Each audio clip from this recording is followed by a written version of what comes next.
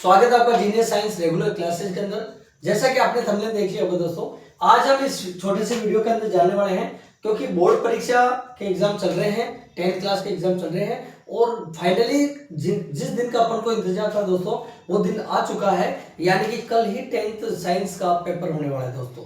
तो आज इस वीडियो को बिल्कुल भी स्किप ना करें, जो 10th के स्टूडेंट है वो बिल्कुल भी स्किप ना करें, क्योंकि आज इस वीडियो के अंदर जो मैं एमसीक्यू बताने वाला हूं दोस्तों, जो मोस्ट इंपॉर्टेंट क्वेश्चन बताने वाला हूं वो आपकी लाइफ चेंज कर सकते हैं दोस्तों। और गारंटी और दावे के साथ कह सकता हूं कि जिन जिन क्वेश्चनों का मैं नाम लूंगा यहाँ पे, जिन क्वेश्चनों को यहाँ पे बताऊंगा उनमें से ही आने वाला है दोस्तों क्वेश्चन। और अगर आपने नहीं पढ़ा है, नहीं तैयारी की है, तो फिर है ना आप अपना बहुत बड़ा नुकसान कर पाओगे दोस्तों। तो जो लोग चैनल पे नए हैं वो सबसे पहले चैनल को सब्सक्राइब करें और बेल आइकन प्रेस करें, ताकि इस प्रकार के इंपॉर्टेंट वीडियो आपके घर बैठे आपको मोबाइल स्क्रीन पे मिल सके दोस्तों। तो कल अपने 10th बोर्ड का साइंस का पेपर है दोस्तों, और उन 10th बोर्ड के साइंस के पेपर देने वाले सभी छात्रों से मैं एक बार फिर वापस दोबारा उनको अवेयर करना चाह रहा हूं दोस्तों कि सबसे पहला काम तो अपना ये है कि कॉपी में काम जो है ऑर्डर टू ऑर्डर करना है दोस्तों। यानी कि एग्जामिनर को बिल्कुल भी इरिटेट नहीं होने देना है। मतलब काम का भले ही क्वेश्चन नहीं आ रहा है, जैसे मान के चले सेक्शन ए आप कंप्लीट कर रहे हो और सेक्शन ए का पहला क्वेश्चन आपने कर लिया, दूसरा क्वेश्चन आपने कर लिया दोस्तों, तीसरा क्वेश्चन कर लिया, लेकिन चौथा नहीं आया तो चौथे के लिए लाइन छोड़ दो। लेकिन आपको ऑर्डर चेंज नहीं करना है, क्योंकि ऑर्डर टू ऑर्डर क्वेश्चन करने से आपका बहुत बड़ा फायदा होगा दोस्तों। अदरवाइज आप एक क्वेश्चन सेक्शन ए का इधर कर रहे हो, फिर सेक्शन बी का उधर कर रहे हो, फिर सेक्शन सी को छोड़ करके डी का कर रहे हो। इससे एग्जामिनर जो है बहुत ज्यादा अग्रेसिव हो जाता है और आपको फिर नुकसान झेलना पड़ता है दोस्तों। तो इन छोटी छोटी बातों का आप ध्यान रखें दोस्तों। बिना किसी देरी के अपन शुरू करते हैं। आज इस छोटे से वीडियो के अंदर मैं आपको बहुत ही बड़े इंपॉर्टेंट क्वेश्चन बताने वाला हूं दोस्तों। बस आपको उन क्वेश्चनों को कंप्लीट करना है। हालांकि अपन को 10th बोर्ड माध्यमिक शिक्षा बोर्ड का साइंस का पूरा सिलेबस आपको देखना है दोस्तों, लेकिन जिन क्वेश्चनों का मैं नाम लेने वाला हूं दोस्तों उनको बड़ी पहली नजर से आपको देखना पड़ेगा। अगर नहीं देखा तो फिर कल मेरे को ये मत बोलना कि सर आपने तो कहा था बट क्वेश्चन हम नहीं कर पाए, जो कि वो एग्जाम में आया था दोस्तों। तो सबसे पहले बात करते हैं अपन फर्स्ट चैप्टर की, जो कि रासायनिक अभिक्रिया और समीकरण से रिलेटेड है दोस्तों। तो आप देख लीजिए, डेफिनेशन देख लीजिएगा, अभिकारक क्या होते हैं दोस्तों और उत्पाद क्या होते हैं, और रासायनिक अभिक्रिया क्या होती है, रासायनिक समीकरण क्या होती है दोस्तों, और उत्प्रेरक क्या होते हैं। इनकी केवल आपको है ना परिभाषा देखनी है, क्योंकि 6 नंबर का ही पहला चैप्टर है दोस्तों। तो मैं आपको पहले बता देता हूं कि इन अभिक्रियाओं को आपको देखना है। इसके अलावा अगर आपकी मतलब जो है आपको अलग से कोई मैटर देखना है तो वियोजन अभिक्रिया देखनी है दोस्तों। कौन सी रिएक्शन देखनी है? वियोजन रिएक्शन देखनी है। इसके अलावा रेडॉक्स रिएक्शन देखनी है दोस्तों, रेडॉक्स, ठीक है ना, रेडॉक्स रिएक्शन देखनी है। इसके अलावा आपको कुछ जो अभिक्रिया सोल्व करनी होती है, मतलब बैलेंस करनी होती है, वो तो मैंने कब के पहले वीडियो के अंदर दे रखा है, सारा डिस्क्रिप्शन बता रखा है, उसमें आप देख सकते हैं दोस्तों। इसके बाद में अगर अम्ल व क्षार की अगर अवधारणा की बात आती है तो आपको ध्यान देना है कि जो पदार्थ अपने जलीय विलयन के अंदर H+ आयन का त्याग करते हैं दोस्तों, कौन से आयन का? H+ आयन का त्याग करते हैं, वो सभी पदार्थ जो होंगे अम्ल होंगे दोस्तों। क्या होंगे दोस्तों?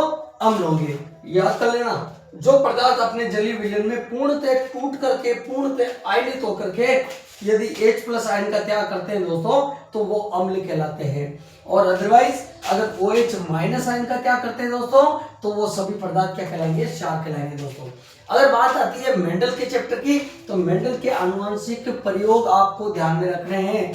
और दूसरी बात, सबसे इंपॉर्टेंट बात, कि मटर का प्लांट मेंडल ने क्यों चुना दोस्तों। मेरी बातों को ध्यान से सुन लेना, फिर मत कहना सर आपने बताया था बट हमारी वीकनेस रह गई, हमने उसको नेग्लेक्ट कर दिया, खामियाजा आप भी को भुगतना है। मैं पहले दावे के साथ कह रहा हूं कि जो क्वेश्चन यहाँ बताने वाला हूं दोस्तों, अगर कल पेपर में नहीं मिलते हैं तो मुझे आप कमेंट करना दोस्तों। मेंडल के अगर आनुवंशिक प्रयोगों की बात करें तो 3 प्रयोग हैं, और मेंडल का जीवन परिचय आप देख लीजिएगा, पूरा मैंने बता रखा है दोस्तों। और मटर के पौधे का चुनाव क्यों किया, इसके जो रीजन है वो आपको कंप्लीट करने दोस्तों। अब है ना समय अपने पास बहुत कम है, तो इस शॉर्ट वीडियो के अंदर मैं पूरी डिटेल नहीं दे पाऊंगा दोस्तों, बट आपको अवेयर करूंगा कि इन क्वेश्चनों को आप हल कर लीजिएगा, आपके लिए बहुत बड़ा फायदा होगा दोस्तों। कार्बन वाले चैप्टर की अगर बात करें तो आपको मेजरली इलेक्ट्रॉन बिंदु संरचना को देखना है और कार्बन की विशेषता देखनी है। कार्बन के अप्रूफ में बता चुका हूं कि हीरा है दोस्तों, ग्रेफाइट है, ठीक है ना, और इसके बाद में फ्लोरीन है दोस्तों, ठीक है ना। तो इनको आपको देख लेना कि क्या इनका पैरामीटर है, क्या इनके बीच में कितने गोले की संरचना है दोस्तों, ये आपको देखना है। इसके अलावा इलेक्ट्रॉन बिंदु संरचना की अगर बात करें तो आपको देखना है CO2 की इलेक्ट्रॉन बिंदु संरचना देखनी है दोस्तों, C2H5OH यानी कि एथिल अल्कोहल की आपको देखना है, और साइक्लोहेक्सेन की आपको देखना है दोस्तों, बहुत ही इंपॉर्टेंट बता रहा हूं मैं, नोट कर लीजिएगा। और मेथेन आपको देखना है CH4, इनके इलेक्ट्रॉन बिंदु आप संरचना और कंकाली बहुत ही डीपली देख लीजिएगा दोस्तों। इसके बाद में अगर पुष्प पादपों के अंदर लैंगिक जन्म की अगर बात आती है तो पुष्प का डायग्राम आपको देखना है, बिल्कुल भी इसकी नहीं करना, वीडियो को मैं ढंग से बता रहा हूं और आप भी ढंग से सुन लेना, समझ लेना। पुष्प पादपों में अगर लैंगिक जन्म पूछा जाता है तो सबसे पहले पुष्प का चित्र आपको आ जाना चाहिए लेवल के अकॉर्डिंग, यानी कि कौन सा भाग बाह्य दल है, कौन सा दलपुंज है, कौन सा पुष्पासन है, और कौन सा वर्तिकाग्र है, कौन सा पुंकेसर है, ये सारी बातें मैं अपने सारे वीडियो के अंदर बता रखा हूं दोस्तों। इससे जस्ट 2-3 वीडियो पहले आप लिंक में देख लेना दोस्तों, ठीक है ना। प्लेन एरिया में पुनर्जनन या पुनरुत्पन्न बहुत ही इंपॉर्टेंट है दोस्तों, दैनिक जीवन में उपयोगी कार्बनिक यौगिक। अब इसमें आप देखना, एक तो Na2CO3.10H2 दोस्तों, यानी कि दामन सोडा आपको देखना है। उसके अलावा POP आपको देखना है दोस्तों, और इसके अलावा आपको कैल्शियम ऑक्सोक्लोराइड CaOCl2 आपको देखना है। इसके अलावा आपको बेकिंग पाउडर यानी कि NaHCO3 देखना है दोस्तों।